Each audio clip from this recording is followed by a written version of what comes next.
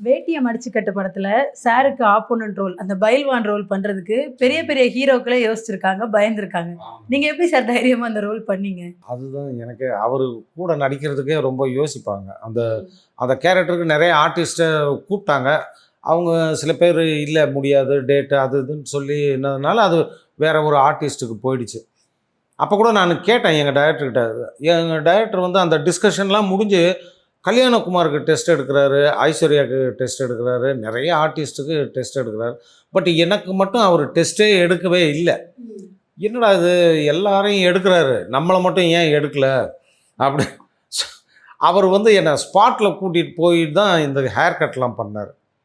Hair cut பண்ணி அந்த design பண்ணது ஷர்ட்டு, அந்த பேண்ட்டு கிண்ட்டு, அந்த மீசை கீசை எல்லாமே ஸ்பாட்ல போய் தான் பண்ணாரு. அது என்ன ஐடியா அவரு மைண்ட்ல இருந்திருக்கு. பட் அதே மாரி அந்த கேரக்டர வந்து பண்ணி இருந்தாலும் ஒரு முழு படம் முழுக்க அவருக்கு ஆப்போனன்ட்டா ஒரு பைல்வான் கேரக்டர். அந்த செட்டு உங்களுக்கு அந்த எக்ஸ்பீரியன்ஸ் எப்படி இருந்துச்சு சார்? அந்த படம் வந்து ஆக்சுவலா நான் இவரு கூட நடிக்கிற ஷாட் எல்லாமே நான் ஒழுங்கா டயலாக்கே பேச மாட்டேன். இவரு மூஞ்சிய பார்த்தாலே எனக்கு பயமா இருக்கும். அது அந்த கான்ஷியஸ்லயே இப்போ பாதி டயலாக் முழுங்கிருவேன். அப்புறம் அப்புறம் கொஞ்ச நாள் ஆச்சு அது ரொம்ப சமாளிச்சு நான் இது பண்றதுக்கு. சில ஷாட்டெல்லாம் வந்து, "யோவ் நான் இங்க இருக்க மாட்டேன். நீயே எடுத்துக்கப்பா நீ உன் ஷாட்ட" அப்படின்ட்டு அவரு போயிடுவாரு. ஓ, நான் அந்த இருந்தா நீ பயப்படுற. நான் இருந்தா நீ ஒழுங்கா நடிக்க மாட்ட அப்படின்னு சொல்லிட்டு போயிடுவாரு.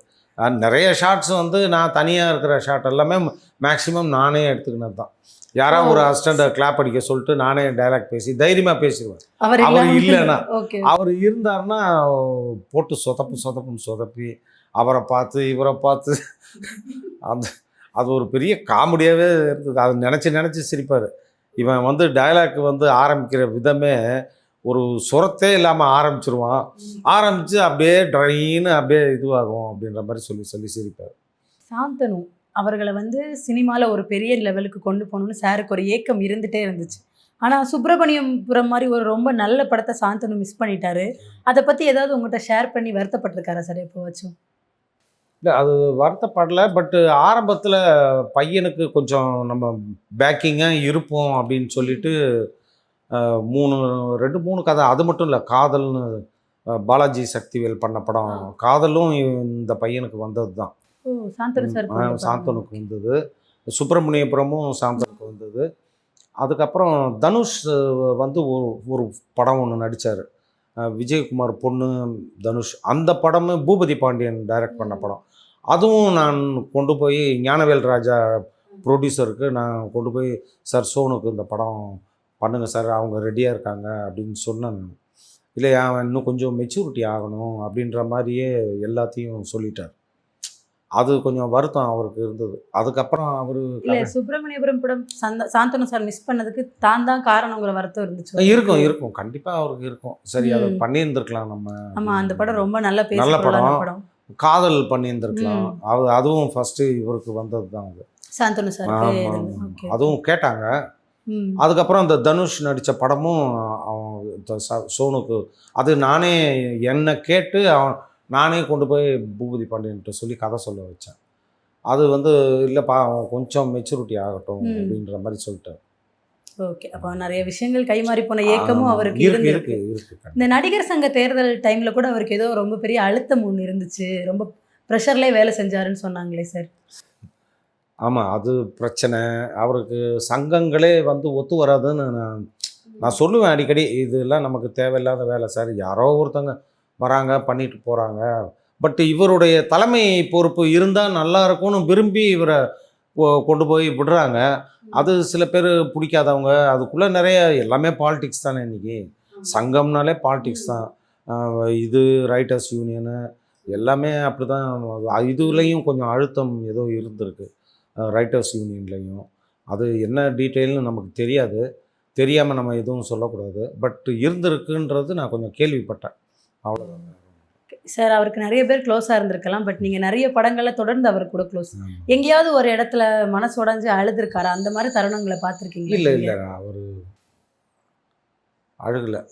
நான் இன்னொரு விஷயம் என்னன்னா, சுந்தரகாண்டம் படத்துல வந்து பானுப்பிரியாவும் இவரும் கம்பைன் ஷாட் டான்ஸ் பண்ணணும். இந்த பொண்ணு பண்ணிடுது, ஈஸியாக பண்ணிடுது. பானுப்பிரியா. அதுக்கப்புறம் இவர் என்ன பண்ணாரு, மாஸ்டரை கூட்டிகிட்டு தனியாக ஒரு இடத்துக்கு போயிட்டார். தனியாக ஒரு இடத்துக்கு போயிட்டு ரொம்ப நேரம் ஒரு 1 ஹவர் ப்ராக்டிஸ் பண்ணிக்கினே இருந்தார். எனக்கு ஏன்டா நடிகனானோன்னு ரொம்ப ஃபீல் பண்ணேன். அழுதார். நான் பக்கத்தில் இருந்தேன். கண்ணீர் 2 கட்டு சொட்டு கண்ணீரே விட்டார். நான் ஏன் நடிகன் எனக்கு பெரிய மைனஸ்ஸு இந்த டான்ஸு. மற்றதெல்லாம் கூட அவருக்கு சாங்குனாலே ஒரு வாரத்துக்கு முன்னாடி ஜுரமே வந்துடும். ஃபீவர், குளிர் ஜுரம் வந்துடும். அப்போ தான் அவருக்கு குளிர் ஜுரம் வரும். மற்ற நேரத்தில் இதுலேயுமே வரவே வராது.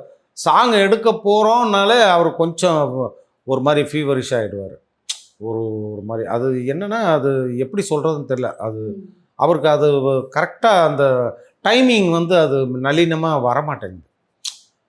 விஜயகாந்த் சார் கூட சொக்கத்தங்கம் பண்ணும்போது பரவாயில்லையா, இவர் வந்து கரெக்டாக அந்த ரித்தம் பிடிச்சி டான்ஸு ஃபைட்டு கிட்டு எல்லாமே அவர் அவ்வளோ பர்ஃபெக்டாக பண்ணிடுறாரு சாங்கெல்லாம். அது நம்மளால் முடியல அப்படின்றது ஒரு வருத்தம் இருந்தது. அன்னைக்கு தான் அவர் கண் கலங்கி நான் பார்த்தேன். நான் நடிகனானு தெரியல, எனக்கு ரொம்ப அசிங்கமாக இருக்குது அப்படின்னு ரொம்ப ஃபீல் பண்ணி அழுதார். பாரதி ராஜா சார் வந்து அவரோட குரு, அவரோட ஆஸ்தான சீடர்களில் ஒருவர் பாக்யராஜ் சார்னு கூட சொல்லலாம்.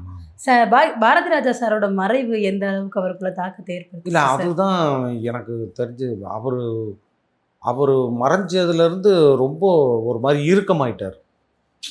ஆமாம், அந்த டெத்துக்கு நானும் போயிருந்தோம். அது ரொம்ப அவர் மனசு உடஞ்சிட்டார். அதில் அவர் இறந்தது இவருக்கு பெரிய ஒரு ஹாஸ்பிட்டல் போய் பார்த்தாங்களா அவங்கள சார்?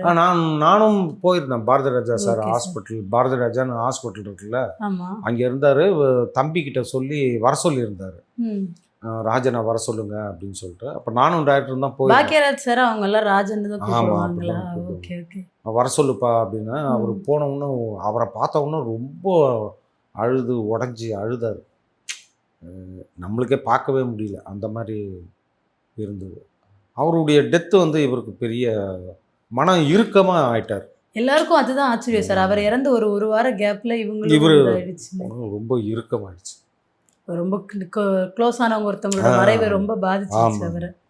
நீங்கள் சேர்ந்து நடித்த படங்களில் ஏதாவது ஒரு சீனில் சேர்ந்து நின்று டைலாக் பேசாமல் சிரிச்ச ஏதாவது சுவாரஸ்யமான நிகழ்வுகள் இருக்கு? அதான் நான் சொன்னேன், ராசுகுட்டி ஃபுல்லாகவே சிரிச்சுக்கினே தான் இருந்தோம். நான் இந்த வைக்க பொருளில் போய் வைக்கல் அழுறப்போ இவர் விட மாட்டார்.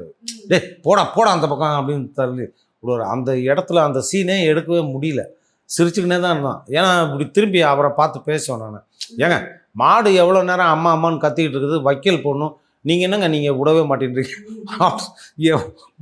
பார்த்து சிரின்னு சிரிச்சு அந்த சீனு வந்து கடைசி வரைக்கும் கரெக்டாகவே அது.